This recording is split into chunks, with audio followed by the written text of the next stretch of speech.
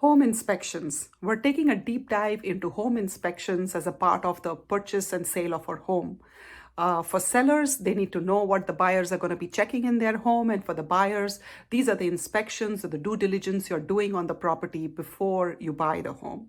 So you've already put an offer on the property. You have elected a contingency, which is a home inspections contingency. And you're going to deep dive into this home inspections contingency today. So first of all, what kind of inspections are we doing here? So the first one and the most important and the biggest one is the home inspection. The home inspection is kind of like visiting a general practitioner. They're giving you an annual checkup and getting a feel for your entire body. So the inspectors here get a feel for the entire house. They check on everything from the roof down to all the way to the basement. They check on the plumbing, the electric. They are checking the windows. They're checking the appliances. But most importantly, they're making sure that there are no leaks, there are no electrical safety hazards. There is a whole code, there's a building code that builders are supposed to follow, and the inspectors are supposed to check on those codes. Even the township has certain codes. So they check all those specific things, and then they give you a report with all the pictures and their comments on what they noticed in the home. So this is a pretty comprehensive view of the entire house. For a seller, there may be some surprises that you didn't know about the house. Sometimes you live in a house all these years and you may never know what comes up. And for the buyer, of course, it's very important to understand what the condition of the home is, especially if you're a first-time buyer. Like a good home inspector will also explain maintenance and other things about the home as they go along. So I highly recommend that a buyer should attend the home inspections and understand their home, especially if it's a first-time buyer.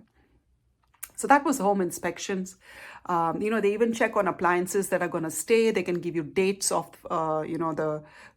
the furnaces or AC units and things like that, which you can gauge how old they are. They can even tell you the age of the roof approximately based on what they see in terms of wear and tear. So it's a good indication of if there are any big ticket items that you need to spend money on in future. So it's a great, overall assessment that you can make of the home. Another inspection is termite. In all the years, in about 13 plus years that I have been doing business, I have not had active termite activity in maybe one home of all the homes that we've bid on. But that doesn't mean anything. If a home is in the woods, if there's a lot, if there's a wraparound deck, which is really old, a lot of wood surrounding the property, and if the property is out there on a large acreage in the woods, you definitely don't want to skip this inspection. The termite inspection is important, and it's good to know, and it's very accurate.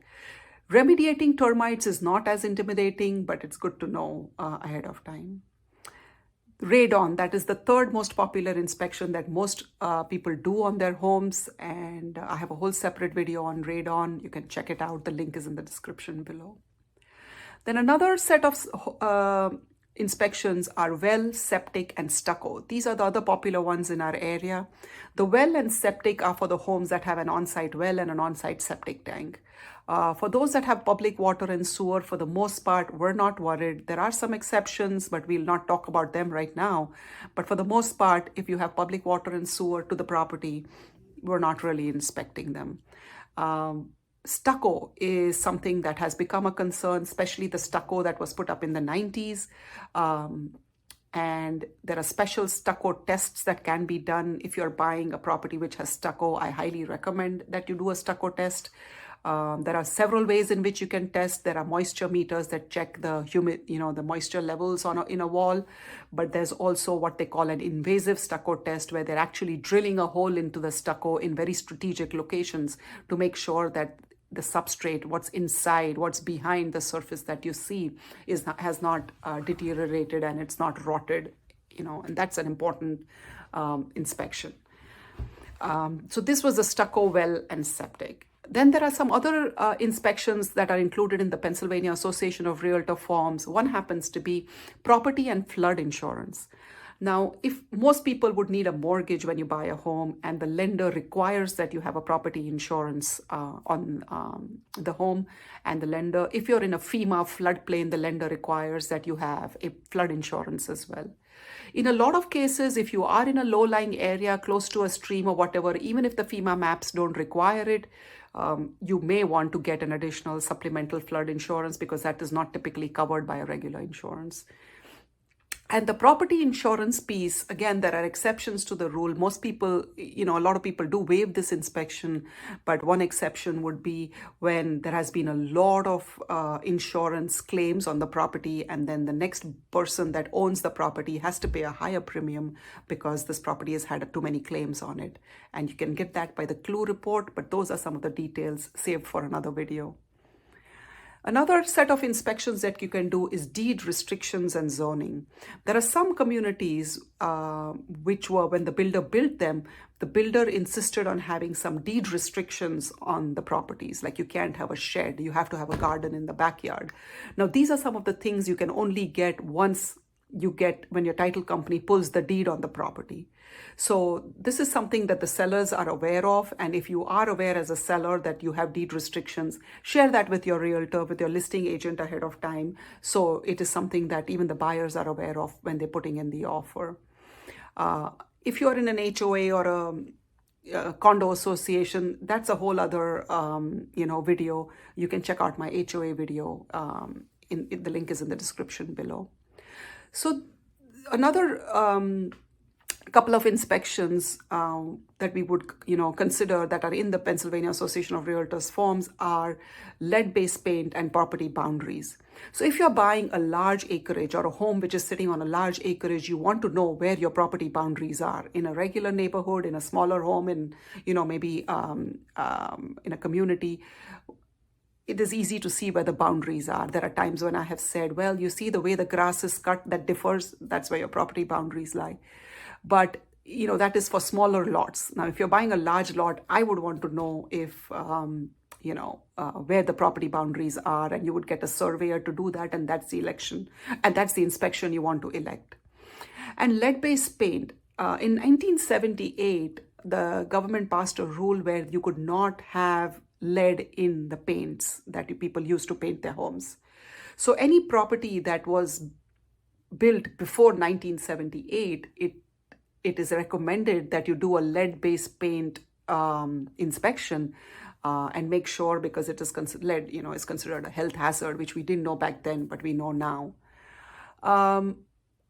In our area in northern Chester County and parts of Montgomery and Delaware County, there are not many older homes that have a concern, because even if you had lead paint in the home before, it has been painted over. Now we're talking 2023, so it's been many, many years. So unless your child is like chewing on that paint or something like that, it is not as much of a hazard anymore, because that paint has completely been covered by the newer paint, which doesn't have lead. But if this is something that concerns you, if you have allergies or something, this is definitely something to look at, right? So these are the standard inspections that are done. The biggest piece about the home inspection is, like I mentioned, it was a general practitioner. If they see something that is a cause for concern, they may ask you to bring in an expert, right? So if they see mold in the home, they may say, this looks like mold. If I were you, get a professional mold inspection done. If they see a crack in the basement that is wider than a certain size, they're like, well, this crack worries me, and you might want a structural engineer to take a look at it. So there are these specific inspections that you may be asked to do if there are issues in homes that the inspector notices. So this is home inspection, folks. These are all the inspections that you do typically in a residential home in Pennsylvania, in the northern Chester County, Montgomery, and Delaware counties, where I do most of my business.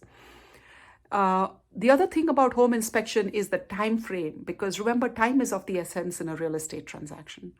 So you want to put a contingency in the contract, and the default is 10 days. So you are expected to do all these inspections within 10 days. And then there is 5-day negotiation period where the buyer and seller may negotiate what the seller is willing to fix, what the buyer is willing to do and accept. And then there are 2 days for the buyer to decide if they still want the house. So the first thing is, Is inspections a contingency of purchase? If yes, how many days is it going to be conducted in? And then for a seller, there is a time frame within which you can actually get contractor estimates and all and decide this is what you're willing to fix, this is what you're not willing to fix, and then it's a back and forth, and then the buyer decides if that is acceptable to them. Another thing about inspections is, I mentioned before, it is a buyer beware, and so get everything done before you settle, because you can't really go back after settlement and say, hey, this is what I discovered in the inspection report and I needed it fixed. Doesn't quite hold much weight. The seller's disclosure, however, is the only document that survives settlement, and there will be a whole other video on seller's disclosure later. Subscribe to my channel, follow me on, social media channels, and you will get a ding, when I publish that video. So hope this was helpful, folks. This is taking the fear out of inspections, what inspections are being done and why you do them and what exactly is being checked. Now, in a strong seller's market, waiving inspections has become a thing. So there's a link in the description below that talks about waiving home inspections and my strategies and making that a stressless and a much more educated and an informed process. Check that out.